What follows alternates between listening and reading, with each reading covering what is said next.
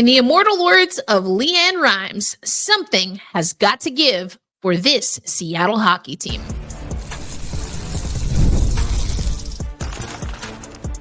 You are Locked On Kraken, your daily podcast on the Seattle Kraken, part of the Locked On Podcast Network, your team every day.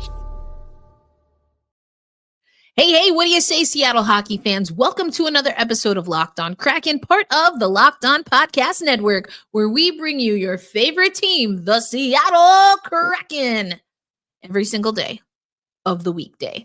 My name is Erica L. Ayala, and in addition to being a Leanne Rimes fan and specific country fan, 90s, late 80s, early 2000s, I am a contributor at CBS Sports as a writer on the editorial team and as one of the analysts for CBS Sports HQ. And I have been hosting this here podcast since its inception. So seen a lot of Kraken hockey, talked a lot of Kraken hockey, and excited to get you ready for tonight. It's a game day as the Seattle Kraken stay in Southern California to take on the Anaheim Ducks. Before we get into today's episode, I want to let you know that today's episode brought to you by our friends at FanDuel. You can start the NFL season with a big return on FanDuel. New customers can place a $5 bet and you will get started with $150 in bonus bets if you win your first bet. So visit FanDuel.com to get started. And where we're going to start here, in addition to maybe making another Leanne Rimes reference or two, oh man, the Seattle Kraken couldn't get a win against LA. All of the things that we talked about on Friday's episode unfortunately did come to pass, including the Seattle Kraken didn't start particularly well. The Seattle Kraken finished better, but too little, too late. The Seattle Kraken did not find their transition game, and well, actually, the LA Kings, they got some productivity from Quinton Byfield, who I mentioned in passing that our host of Locked on LA Kings, Eddie Garcia, had been saying was a player that, maybe was just having a little bit of a stall out early in this season. At this point in the season, Quinton Byfield gets on the board for the second goal for the LA Kings on the power play. Now, that was their first power play in, I believe, 6 games for the LA Kings. Unfortunately for your Seattle Kraken, big goose egg on the power play. 0 for 3. Kings had 1 power play. They executed on 1 power play. It was Joey Daccord in net. That is who we're expecting to see tonight. Another quality start for Joey Daccord. Once again, the Seattle Kraken were asked about Joey, and once again, they said Joey isn't the problem, to the point where I kind of wish people would stop asking about Joey Daccord, not because he doesn't deserve his flowers. He absolutely does. But it seems almost like it's sometimes a setup question to talk about some of the good things happening with the Seattle Kraken. And I get it. But at this point, whether we're talking about the good, the bad, or the indifferent, which we're going to get into, it just seems like a broken record. We're hearing from, whether it was Matty Beniers or Dan Bilesma talking after the game against the Kings, that we need to get more shots. We're maybe being too selective. We're not starting on time. I mean, it's just all of these things. Hence, something's got to give. That's a really great song by Leanne Rimes. If I'm not going to sing it, her octave's a little, I don't want to bust my microphone here. Great song by Leanne Rimes. Not so great when it's a song. And again, it's not like thematically the same. I mean, again, go listen to the song, but thematically it's not the same story that Leanne Rimes is singing about, but it feels like, hey, something's got to give. You're trying all these things. You're at a certain time in the season. In Leanne Rimes' song, she's at a certain point in her life, and you feel like something's got to give. I don't want to spoil the song, but it's a happier ending in that song. But I'm waiting for us to get to that third stanza, right? Second or third. I think it's the third. Anyway, I'm waiting for the Seattle Kraken to get to that point in the Leanne Rimes song. And it's just been tough. So I have my handy dandy notebook, use my pink notebook today. But the power play continues to be an issue. Dan Bilesma was asked about the power play, as he should be. And, he said, what does he want to see on the power play? And his answer, very accurate. We need to see one go in the net. So there you go. Problem solved, except it's not. It's not solved. I did think there was something interesting in what Dan Bilesma said. I think it was maybe before the LA Kings game, but he was talking about no Jordan Eberle. I alluded to this on Friday. I talked about it in a short social media clip that made its rounds on Saturday, but Jordan Eberle, at least 3 months out because of a successful surgery, but a pelvic surgery. 3 months. That also is going to make an interesting scenario. I don't want to say problem, but a scenario for the Seattle Kraken, because we are closer, I don't know how close truly, but closer to getting Vince Dunn back. But what Dan Bilesma was saying about what is missed without Eberle is that early on in the season, he was effective on the power play. He was effective on that top line. But then he said with Eberle out, and now with him being out for an extended period of time, I thought this was very interesting.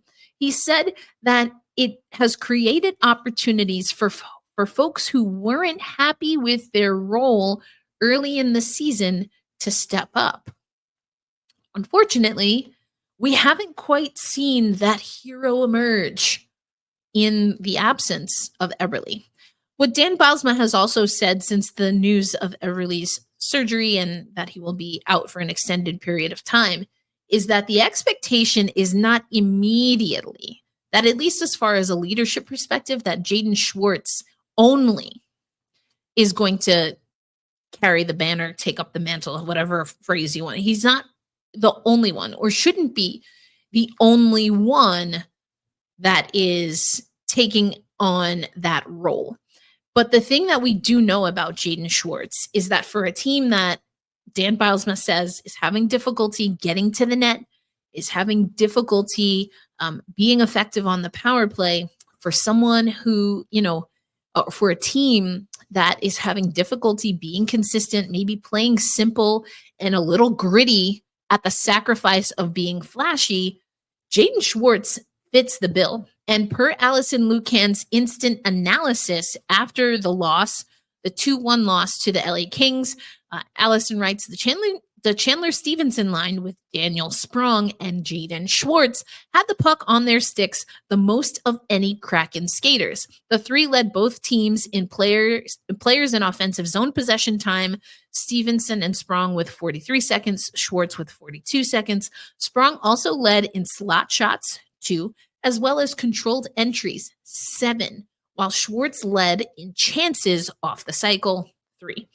So the Chandler Stevenson line, Daniel Sprong with Jaden Schwartz. If we go to Natural Stat Trick and take a look at the Kraken forward lines, 10 minutes, 43 seconds for that line with Schwartz on the left, Stevenson in the middle, and Daniel Sprong on the right. No other line, 5-on-5, had more than 9 minutes. 8:33 for McCann, Beniers, and Burakovsky, and 8:31 for Tolvanen, Gord, and Bjorkstrand. 5 minutes for Cartier, Myers, and Tanev. What we also believe that we know, per some reporters who were at morning skate, is that we're going to see the return of Shane Wright. Ben Myers and Philip Grubauer getting in a little extra skating after morning skate today. Presumed that Joey Decord will once again start. And we're assuming also, per reports, that Shane Wright will return to the lineup. Now, if you listen to Friday's episode, very illuminating on what that time away from the ice, what that looked like for Shane Wright. And again, that quote, really interesting. I don't think that Dan Bilesma was talking about Shane Wright with respect to, with Eberle being out, it's created other opportunities. Who I do think he was potentially talking about is Sprong maybe Burakovsky, who, again, we've talked about this before. He kind of alluded to the fact and was a little put out when he was asked, what does it feel like to be in the top six? And he's like, I've always been a top six forward. But I do think we need to see more from Berkey, probably more from Beniers, and, Jared McCann as well. I think that line is doing okay, but at some point, something's got to give. The song also goes on to, like, something's got to give me butterflies. Something's got to make me feel alive. I want, in this game against an Anaheim Ducks team that, at least on paper, we should be able to beat, I want something to give me butterflies. I want something to make me feel alive. I don't know what it is, as Leanne said, but something has got to give. So let's talk a little bit more about that coming up on today's episode of Locked On Kraken.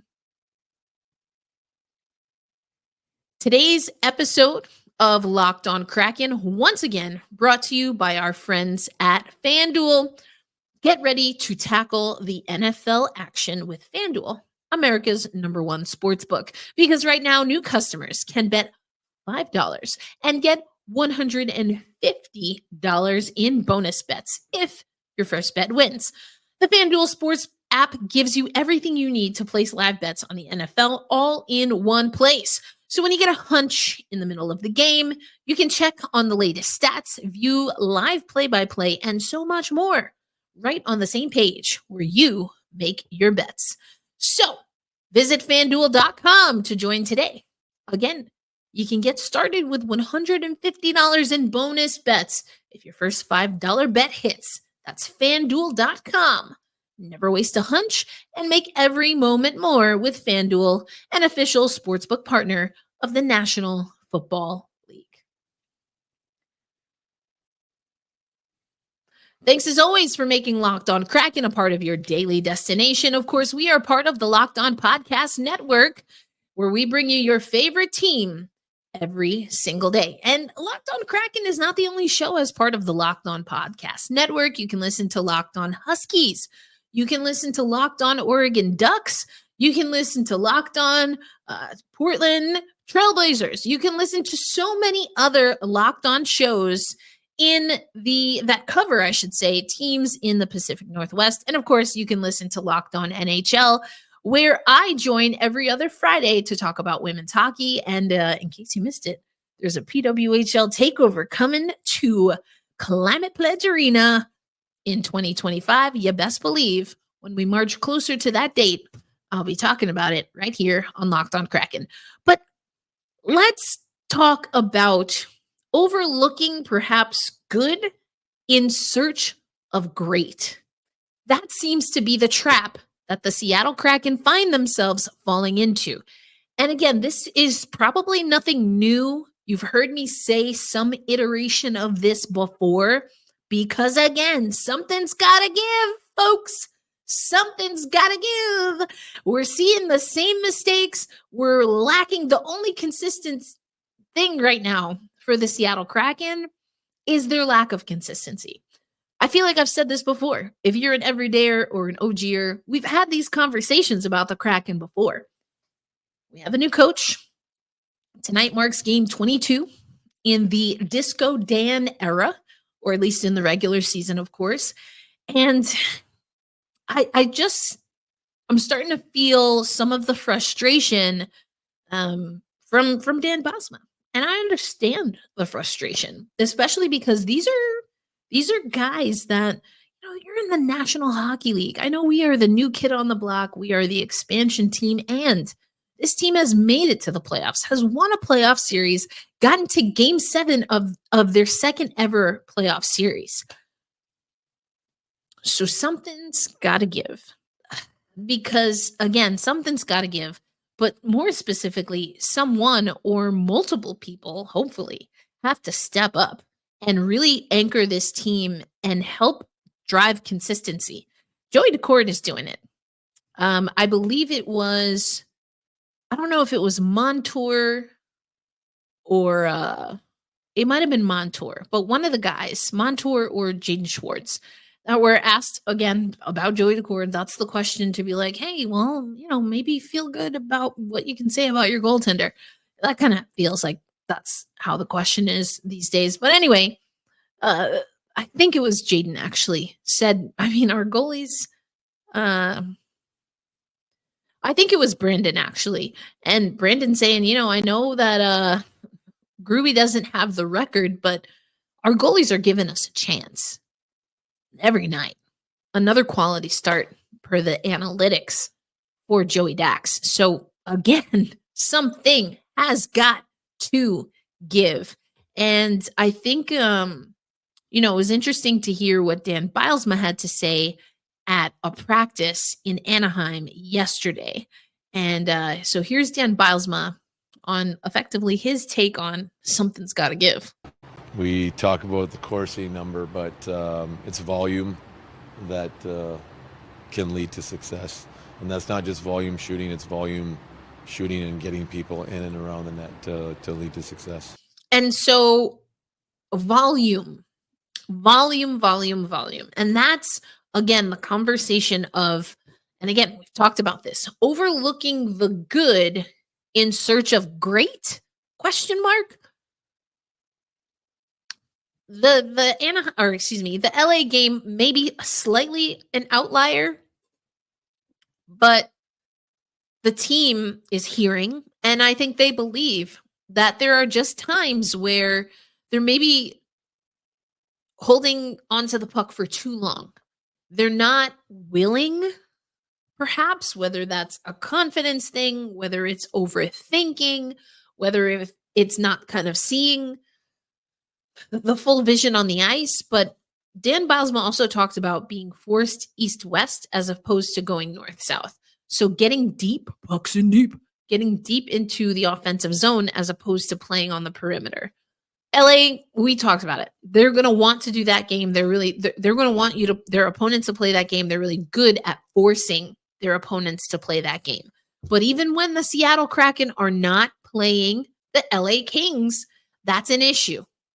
Dan Bilesma has been talking about, passing up opportunities to get the puck to the net, looking too much for fancy plays.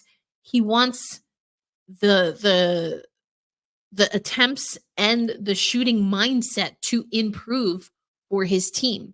So not overthinking it. Yes, keeping it simple, but also keeping it a little rugged, a little raw. Like that's what I'm adding to this. And he also said something akin to, we're not taking moral victories. This is a results-based business, he said. And the moral victories, again, I just get the sense that if I'm reading between the lines of what Dan Bilesma and the players are saying, they're getting tired of being asked about moral victories, of having to settle for quote-unquote moral victories, because they know. Did you say it? Did you say it out loud? I'm going to pause again. They know something's got to give. But, don't take my word for it. This is the demeanor and the tone that Matty Beniers had after the Kings game. Wasn't great.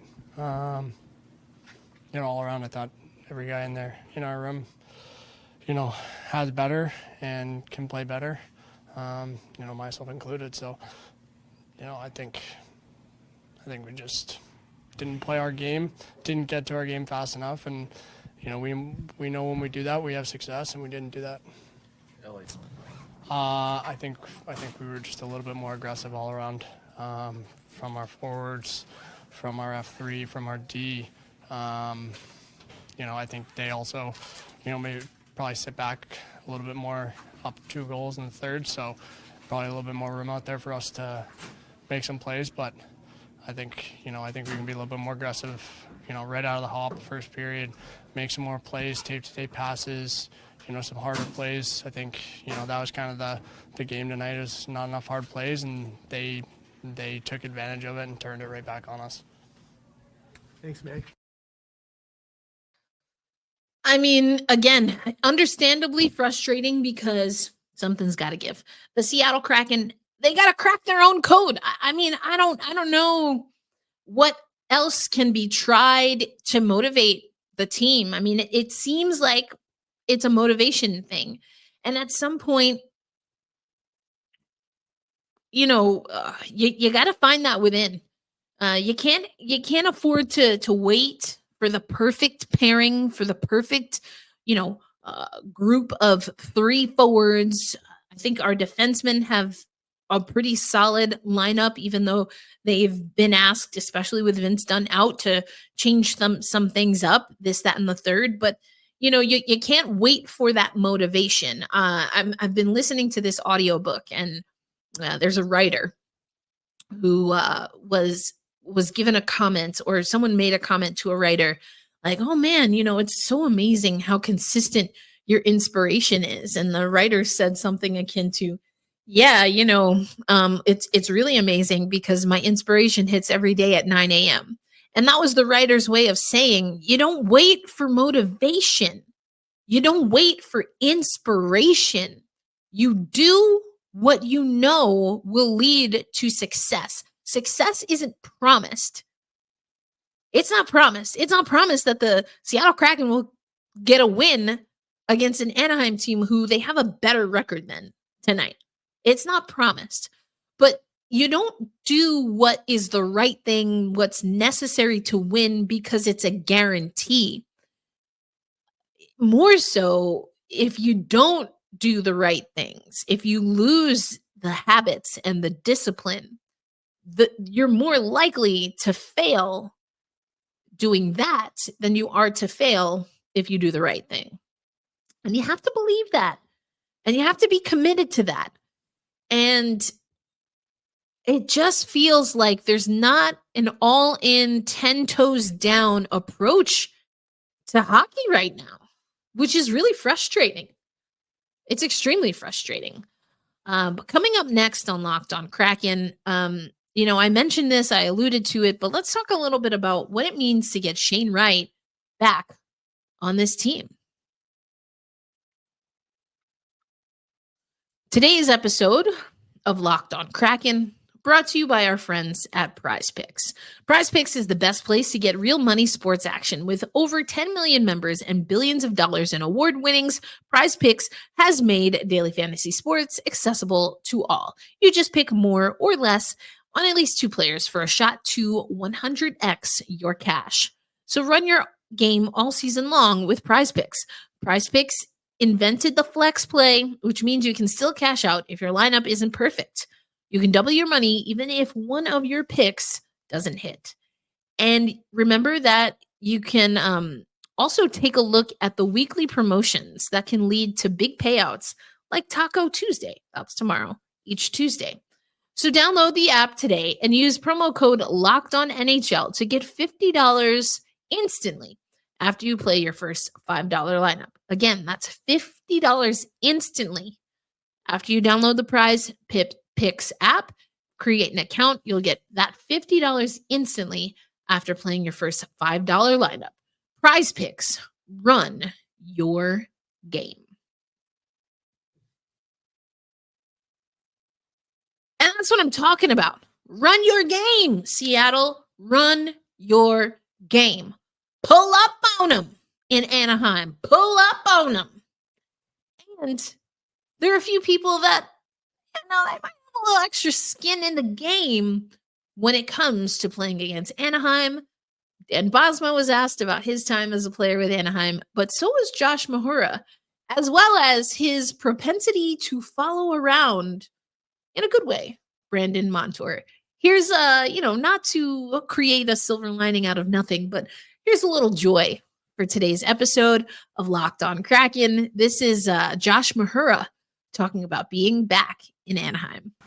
Yeah, obviously I was here, pretty early in my career and stuff, and, have a lot of good memories. Played with a lot of good guys here, that I'm still pretty tight with, so, it's always nice coming back here. And in your debut, you were paired with Brandon Montour, is that right? Yeah. What do you remember from that game? I remember he was leaving me out to dry, pretty much playing forward all game. No, it was good. It's funny looking back at that now and thinking about that, but yeah, it was obviously a pretty cool experience. And, to be good buddies with him now is just, makes it that much more memorable. I mean, and again, Josh Mahura talked a little bit more, but it's just fun, to see two guys and their paths, they cross. They were together in Florida. They come to Seattle, and also had that little nugget. So stick taps to Piper Shaw, who was able to ask those great questions of Dan Bilzman and play that clip, but also Josh Mahura. Another silver lining, perhaps good news, potentially. Shane Wright coming back into the lineup. Played the clips from Shane Wright on Friday. He has taken some time. He was asked to take some time and guided to take some time to reflect on what's happening on the ice and in his game, and to align the two so he can be most effective for the Seattle Kraken. Given that something's got to give, could it be that Shane Wright is the missing ingredient now that he's had a chance to kind of fishbowl what's happening with the Seattle Kraken? Again, does look like Ben Myers will be the healthy scratch. Philip Grubauer will backstop Joey Decord. So is this an opportunity against a team like Anaheim where, at least on paper, there's more ice to work with? There's more of an opportunity for this Seattle Kraken roster to excel. Is this an opportunity for Shane Wright to attack the game? 10 toes down, all in, Shane. This is your moment. I want to see Shane Wright do what Oliver Bjorkstrand did, what Ty Cartier did immediately following being a healthy scratch. Now, they were only a healthy scratch in one game each, the same game for Ty and Oliver. They've since remained in the lineup. Shane was a healthy scratch for, 3-4 games in a row, including the last game against LA. We need a spark. Is Shane going to be that spark? I think he can be. His game is truly intellectual. It's dynamic. That's a little bit of what's missing. But there's also a little bit of freedom and creativity. And I mean that in, some people think about creativity and they immediately think of flashy goals, trying to do the Michigan and stuff like that.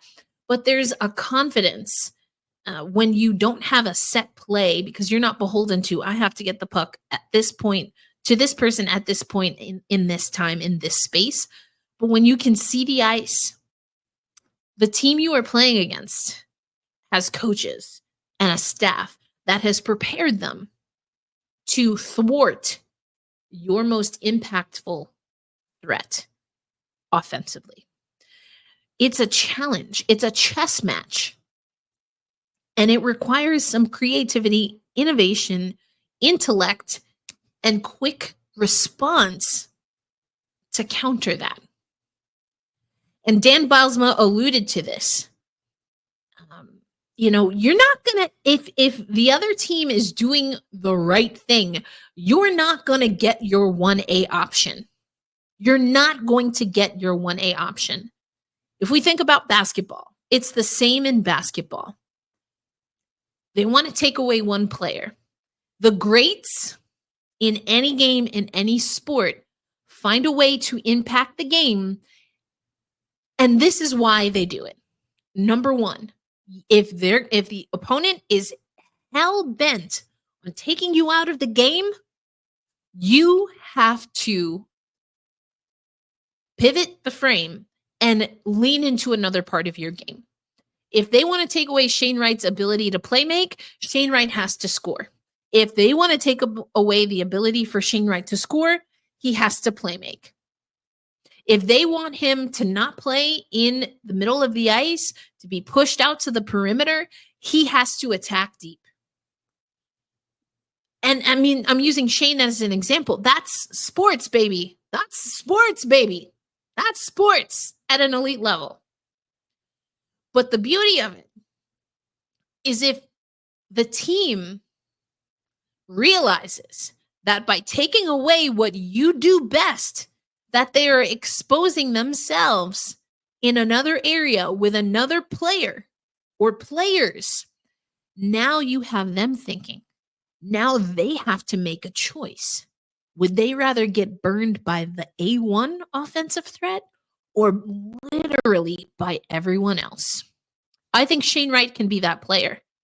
The issue, at least right now, for the Seattle Kraken in reality, in practice, not necessarily on paper, but in practice, the Seattle Kraken have not proven, they have not earned the benefit of the doubt that more than one player is going to be lethal. You shut down a few things and that's it. That's why something has got to give. And there are so many ways to be a leader, but right now the Seattle Kraken need a leader that can unlock and open up the ice for everyone else. And sometimes that means that you do things that you might not even be known for because you want to be the decoy. You want to make the other team feel it so that either your game or someone else's game gets unlocked. That is selfless play. That is team play. That is intellectual play. That is high IQ. That is playing to win. Shane's got that. I have my doubts about some other players. I'm not going to name any names. You might know who I'm thinking of. And I don't mean that as an indictment on their character or their team play, their teamwork. But you get in your head sometimes. Something's got to give, Seattle. So why not tonight? Why not tonight against Anaheim? You know you're going to see them again at Climate Pledge Arena later this week. Let's get it done. Something's got to give. So my key to the game, I want Shane Wright to just go all out. Skate like the wind, Shane Wright. Skate like the wind. Open up some things for yourself. Go ahead, kiddo. Open up some things for yourself and this team. Because if Shane Wright can fly, oh boy, I think there's a lot of potential. He'll be with Cartier and Tanev, I'm assuming. Although I kind of think it would be interesting to see him with Daniel Sprong. I think that could be interesting. But I don't know. I haven't seen anyone put what the rushes were at practice. So I'm not sure what we'll see. And also, it's probably Shane's first game back. Maybe you want some familiarity there. Also, Daniel Sprong's been getting some familiarity being on that Stevenson line. Again, that was the most impactful, along with Jaden Schwartz. So how much do you really want to mess with that? But something's got to give. Something's got to give. And hey, why not tonight? As always, a reminder to be kind to yourself, be kind to one another, hold fast, stay true, and loud and proud we say tonight, let's go Kraken. I'll catch you on the next episode. Peace out, everybody.